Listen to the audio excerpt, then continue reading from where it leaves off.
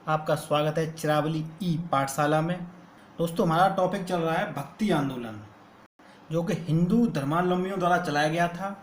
इससे पहले की क्लास में हम पढ़ चुके हैं हिंदू धर्म के कोर कॉन्सेप्ट के बारे में, जहां हमने पढ़ा था कि हिंदू जीवन का मूल उद्देश्य है मोक्ष प्राप्त करना, और इस मोक्ष को प्राप्त करने के लिए ये निम्न 4 मार्ग बताए गए हैं।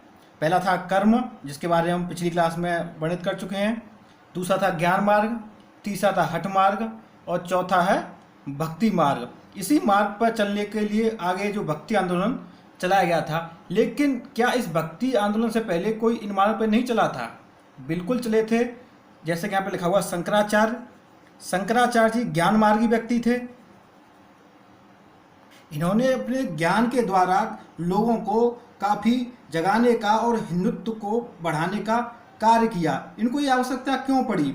इनको ये आवश्यकता इसलिए पड़ी क्योंकि उस समय, इनके जन्म के समय 600-700 ईस्वी के वक्त था। उस समय तक भारत में जैन धर्म और बौद्ध धर्म पूरी तरह से फैल चुका था। भारत के ज़्यादातर हिंदुओं को जैन धर्म और बौद्ध धर्म ने जकड़ लिया था। तो हिंदू धर्म धीमे धीमे कमज़ोर होता जा रहा था और जैनी और बौद्धिस्ट बढ़ते जा रहे थे। तो उस हिंदुत्व को जगाए रखने के लिए, हिंदुत्व को बनाए रखने के लिए शंकराचार्य जी ने बेहद अधिक प्रयत्न किए। शंकराचार्य जी का जन्म 788 ईस्वी में हुआ था और 820 ईस्वी में इनकी मृत्यु होगी। यानी कुल 32 वर्ष तक इस दुनिया में रहे, और 32 वर्ष की उम्र में ये वो कार्य कर गए जो लोग 100 साल जीने के बाद भी नहीं कर पाते। ध्यान दीजिए, मैं बात कर रहा हूँ 788 और 820 ईस्वी की। और ये जो भक्ति आंदोलन चला था, ये चला था 14वीं शताब्दी में। यानी कि इनके मरने के लगभग 600-700 सालों के बाद इस आंदोलन ने तीव्रता पकड़ी थी। तो आज हम सबसे पहले पढ़ेंगे शंकराचार्य जी के बारे में। फिर हम देखेंगे किस तरह भक्ति आंदोलन का जन्म हुआ और इसका फैलाव पूरे भारत में कैसे हुआ। जैसा कि मैंने बताया, शंकराचार्य जी का जन्म हुआ था 788 ईस्वी में और इनकी मृत्यु हो गई थी 820 ईस्वी में। केवल 32 साल तक ही ये इस दुनिया में जीवित रहे थे। इन्होंने धार्मिक जीवन हेतु नव ब्राह्मण धर्म की स्थापना की। और इसकी आवश्यकता क्यों पड़ी? इसकी आवश्यकता इसलिए पड़ी थी क्योंकि जैन धर्म और बौद्ध धर्म को प्रभाव को कम करने के लिए इन्होंने शैव और वैष्णव धर्म को अधिक शक्तिशाली बनाने के लिए प्रयत्न किए। उनमें क्या प्रयत्न किए, उनको थोड़ा सा हम आगे पढ़ेंगे। शंकराचार्य जी के प्रयत्नों का ही परिणाम था कि समाज में एक बार फिर ब्राह्मणों का वर्चस्व और बड़ी संख्या में मंदिर और मूर्तियों का निर्माण होने लगा। अन्यथा इनसे पहले हिंदू धर्म धीमे धीमे विलुप्त होने की कगार पे था। विलुप्त इसलिए क्योंकि काफ़ी संख्या में लोग धर्म को परिवर्तित कर रहे थे। कुछ जैनी बन रहे थे, कुछ बौद्धिस्ट बन रहे थे। और आप ध्यान दीजिए, जब हमने भारत पर विदेशी आक्रमण जो पढ़ाया था, जिसमें मोहम्मद बिन कासिम का आक्रमण हुआ था 711 में देवल और फिर 712 में सिंध पर वहाँ पर जाके बैठता है, जजिया कर वगैरह लगाता है, तो उसने भी भारत में इस्लाम धर्म की नींव डाल दी थी। वहाँ से कुछ जो उधर वाला जो क्षेत्र था, सिंध वाला क्षेत्र, वहाँ पे इस्लाम धर्म ने भी अपना जड़ें फैलाना शुरू कर दिया था। उधर से इस्लाम, इधर से जैनी, इधर से बौद्धिस्ट, यानी कि हिंदुत्व पूरे ग्राम में आ चुका था। तो उस समय हिंदुओं को जगाने के लिए, हिंदुओं को बताने के लिए कि आपका पढ़ाने के लिए, क्योंकि ये ज्ञान मार्गी थे, ज्ञान में शिक्षित लोगों को जागरूक करने के लिए इन्होंने प्रयत्न किए। क्या प्रयत्न किए? उसमें मुख्य है, इन्होंने 4 मठों की स्थापना की। पूरे हिंदुस्तान के 4 दिशा में, पूर्व, पश्चिम, उत्तर, दक्षिण, 4 दिशा में एक एक मठ स्थापित किया। यह शंकराचार्य जी द्वारा स्थापित मठ भारत के पूर्व दिशा में गोवर्धन पीठ, यह है पुरी यानी कि उड़ीसा में। और ये किसके लिए? वहाँ पे बलभद्र और सुभद्रा इनके आराध्य के लिए। पश्चिम में है शारदा पीठ, यहाँ के ईष्ट हैं भगवान श्री कृष्ण, ये कहाँ पे? द्वारका, गुजरात में है। उत्तर दिशा में है ज्योतिष पीठ, भगवान विष्णु यहाँ के आराध्य हैं वहाँ पे। और कहाँ पे है ज्योतिष पीठ? बद्रीनाथ, उत्तराखंड में। और दक्षिण दिशा में था श्रृंगेरी पीठ, भगवान शिव के लिए, और ये कहाँ पे है? मैसूर, कर्नाटक में। और इन्होंने एक व्यवस्था और की थी कि जो ज्योतिष पीठ यानी कि बद्रीनाथ में है, वहाँ का जो मठाधीश होगा वो दक्षिण भारत से होगा, और जो दक्षिण भारत का जो मठाधीश होगा श्रृंगेरी पीठ का, वो उत्तर भारत से होगा। उसी प्रकार जो गोवर्धन पीठ का जो मठाधीश होगा वो भारत के पश्चिम दिशा से होगा और जो शारदा पीठ का जो मठाधीश होगा वो भारत के पूर्वी दिशा से होगा। और ये परंपरा आज भी लागू है। ये किस लिए क्या, क्योंकि दक्षिण भारत का कल्चर उत्तर में जाए, उत्तर भारत का कल्चर दक्षिण में आए, पूर्व का पश्चिम में जाए, पश्चिम का पूर्व में आए, जिससे कि भारत को एक करने में विविधताओं के आधार पर भारत बटे ना, विविधता में एकता का संदेश देना चाहते थे वो। और इन जो मठों के जो मठाधीश होते हैं उनको महंत कहते हैं। केवल इसमें एक अपवाद है, जो श्रृंगेरी पीठ का जो मठाधीश होता है उसको जगत गुरु कहते हैं आज भी। यानी कि इन तीनों के मठाधीश महंत कहलाते हैं और यहाँ के जो मठाधीश हैं उन्हें जगत गुरु कहते हैं। ये जगत गुरु किस लिए, क्योंकि जो भगवान शंकराचार्य थे उनको भी उपाधि मिली थी जगत गुरु की, क्योंकि वो खुद दक्षिण भारत के थे और इस श्रृंगेरी पीठ में वो उनको सबसे पहले उन्होंने इसी श्रृंगेरी पीठ का निर्माण किया था। इन मठों की स्थापना के अलावा इन्होंने हिंदू धर्म को सुव्यवस्थित करने के लिए स्मृति संप्रदाय की स्थापना की और इसमें पंचो देवसों की उपासना का, यानी 5 देवों की उपासना का विधान है। आपसे प्रश्न पूछा जाता है कि स्मृति संप्रदाय की स्थापना किसने की, आदिगुरु शंकराचार्य ने की, और इसमें कितने देवताओं की उपासना का विधान है, तो वो 5 देवताओं की उपासना का विधान है। एक तो स्मृति संप्रदाय पूछा जाएगा। एक आपसे पूछा जाता है कि नव भारत ब्राह्मण धर्म की स्थापना किसने की, वो नव भारत ब्राह्मण धर्म की स्थापना भी शंकराचार्य जी ने की। अब आपको समझ में आएगा शंकराचार्य जी का रोल क्या था। आपने एक चीज़ देखी होगी, इन्होंने जो 4 मठ बनाए उनमें किसी एक देवता का इन्होंने पूजा के लिए विशेष नहीं दिया। इन्होंने भगवान विष्णु की जितना पूजा पे ध्यान दिया, यानी भगवान विष्णु को जितना महत्व दिया उतना ही महत्व उन्होंने भगवान शिव को दिया। यानी कि उन्होंने शैव और वैष्णव धर्म, 2 हिंदू संप्रदाय के जो दो संप्रदाय हैं हिंदू धर्म के, उन दोनों पे बराबर महत्व दिया। जैसा कि हम बता चुके हैं शंकराचार्य जी ज्ञान मार्गी थे और इनका जो दर्शन है वो अद्वैतवाद के नाम से प्रसिद्ध है। अब अद्वैतवाद आपको समझ में आ रहा होगा क्या है अद्वैतवाद, पिछली क्लास अगर आपने देखी होगी तो अद्वैतवाद आपको समझ में आ गया होगा ठीक से। जिनको नहीं समझ में आया उनको मैं एक बार फिर से बता देता हूँ। ये जो डायग्राम जो हिंदू धर्म का बेसिक कोर कॉन्सेप्ट है, परमात्मा में से आत्मा निकलती है, वो मायाजाल में आती है, यहाँ पे फिर उसी प्रकार ये मायाजाल में फंस जाती है, यहाँ से निकलने का जो प्रयत्न करती है, जो यहाँ से निकलने का जो निकल के जो परमात्मा में मिलने का जो रास्ता है उसी को मोक्ष कहते हैं। और इसी मोक्ष को प्राप्त करने के 2 रास्ते, वो क्या है, द्वैतवाद और अद्वैतवाद। यानी कि द्वैत क्या है, द्वैत ऐसा है कि अगर आत्मा परमात्मा मिलेगी तो ऐसे मिलेगी जैसे तोता पेड़ पर जाके बैठता है, और अद्वैतवाद का सिद्धांत क्या कहता है कि आत्मा परमात्मा में ऐसे मिलेगी जैसे कि कोई बूंद जाके सागर में गिर जाए। तो इसी अद्वैतवाद सिद्धांत के मानने वाले थे आद्य गुरु शंकराचार्य। द्वैत अद्वैत बार बार आएगा, इसलिए मैं इसको आपको पहले भी क्लियर किया था, अब भी क्लियर कर दिया हूँ। द्वैत अद्वैत में आपको कोई कन्फ्यूजन नहीं होना चाहिए। ज़्यादातर जितने भी लोग आए उन्होंने अद्वैतवाद सिद्धांत को ही माना, लेकिन एक संत थे जिन्होंने द्वैतवाद को माना, उनको बारे में आगे पढ़ाएंगे। मैं आपको चैलेंज कर रहा हूँ, जितनी चाहो उतनी बुक उठा के देख लेना। अगर किसी भी बुक में द्वैत और अद्वैतवाद को इस तरह से किसी ने समझाया हो तो लिखा जरूर होगा द्वैतवाद अद्वैतवाद। लोग कन्फ्यूज हो जाते हैं, पढ़ के पागल हो जाते हैं, लेकिन द्वैत अद्वैत आज तक किसी के समझ में नहीं आया होगा। चलो आगे देखते हैं। इनके ये तो मैं पहले बता चुका हूँ, मठों के प्रमुखों को महंत कहते हैं। केवल श्रृंगेरी मठ है, इसको जगत गुरु कहलाते हैं इनके मठाधीश। इनकी जो प्रमुख रचनाएं हैं वो हैं ब्रह्म सूत्र भाष्य, गीता भाष्य और उपदेश शास्त्र। ये पूछ ली जाती हैं, इंपॉर्टेंट है गीता भाष्य, वेरी इंपॉर्टेंट गीता भाष्य। आगे भी इसका जब हम पढ़ेंगे तो आगे भी इसका नाम आएगा गीता भाष्य का। याद रखिए गीता भाष्य किसने लिखी थी, शंकराचार्य जी ने लिखी थी। उपदेश शास्त्री शंकराचार्य ने, और ब्रह्म सूत्र भाष्य भी शंकराचार्य जी ने। तो इस तरह तो शंकराचार्य जी के बारे में तो अगर स्टार्ट करें तो घंटों लग जाएंगे, लेकिन इनका जो ब्रीफ नॉलेज है वो इतनी ही है। इसके बाद हम ध्यान देंगे भक्ति मार्ग पर। शंकराचार्य जी का कालखंड आपको याद होना चाहिए, 788 ईस्वी में पैदा हुए और 820 ईस्वी में इनकी मृत्यु हुई। अब बात करते हैं भक्ति आंदोलन की।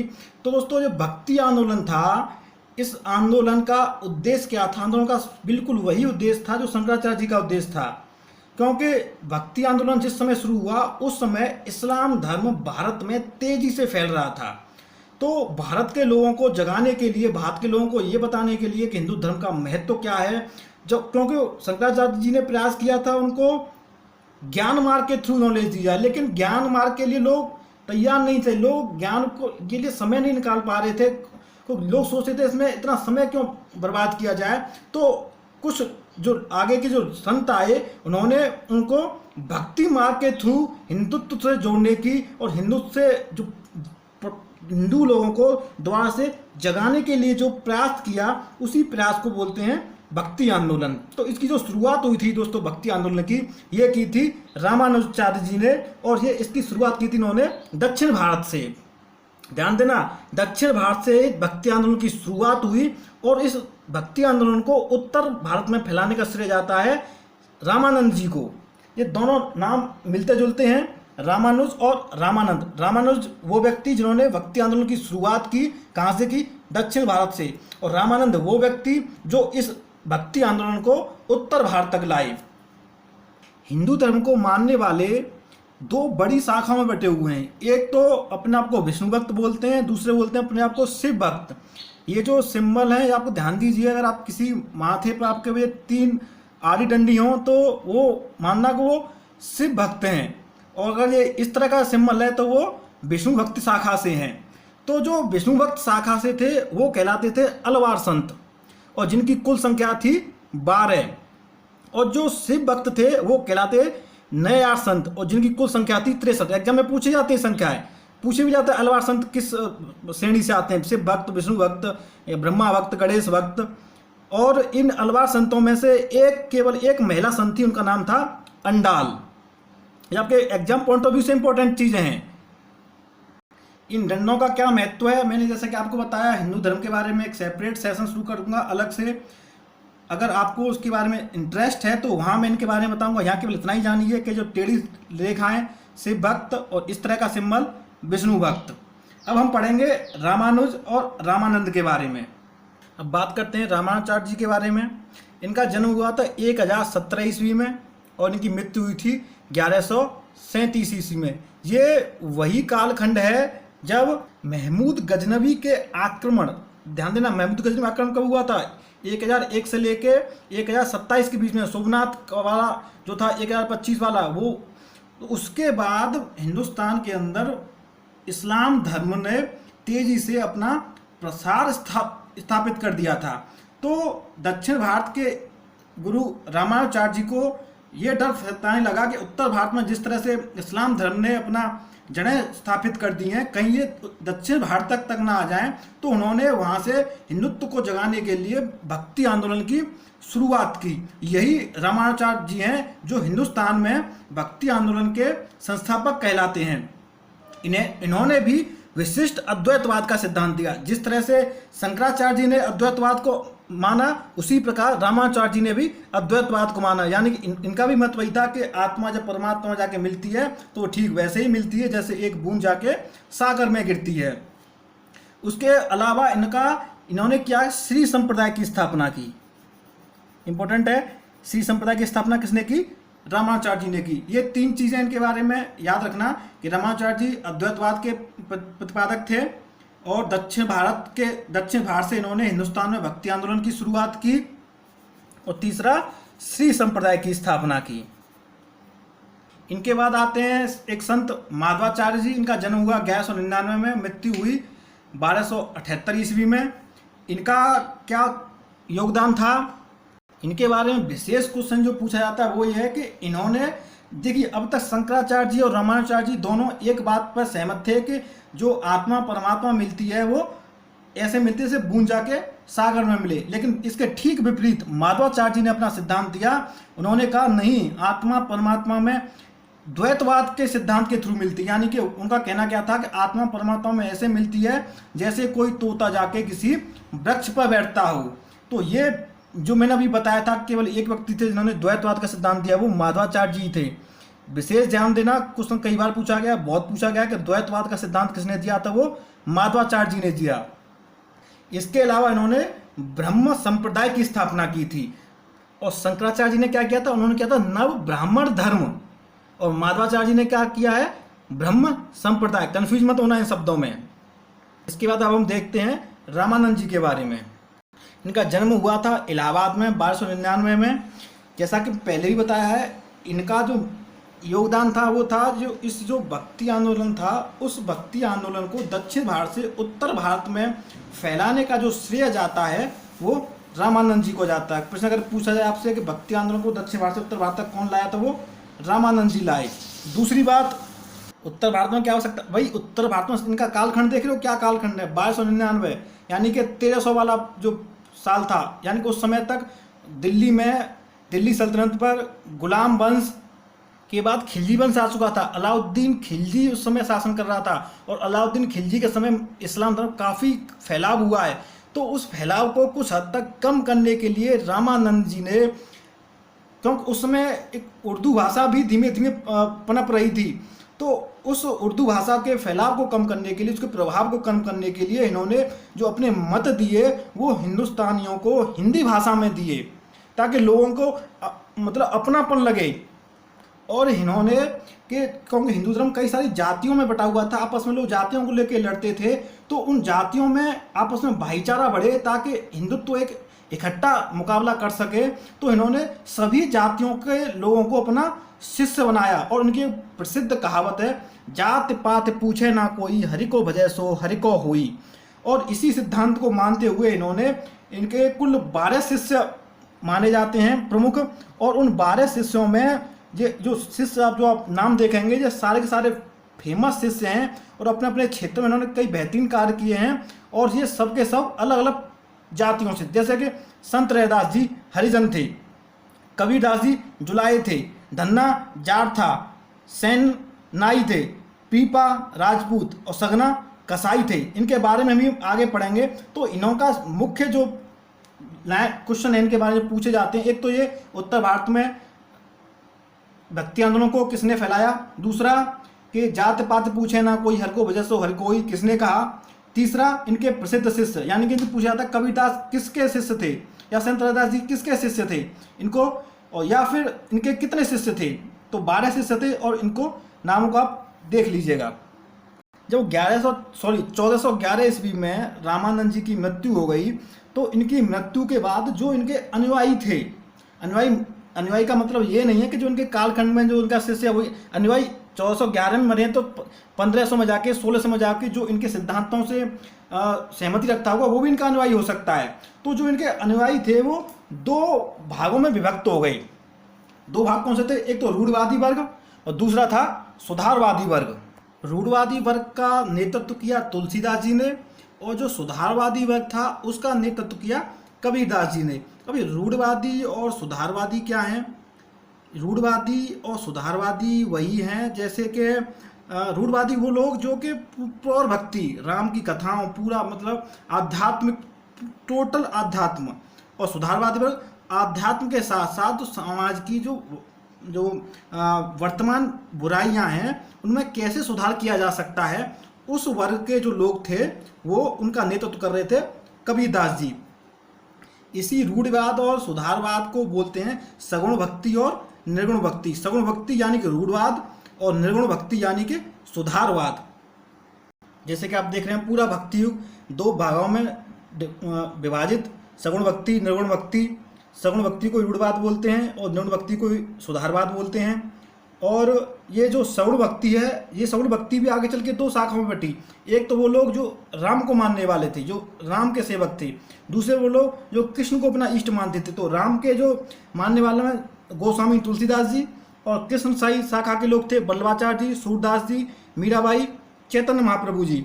और जो निर्गुण भक्ति या सुधारवादी लोग थे उनके जो लीड कर रहे थे वो कबीरदास जी, उनके बाद नानक जी, गुरु नानक जी, वही जो सिख धर्म का संस्थापक कहलाते हैं, रैदास, सुंदरदास, मलुकदास, दादू दयाल।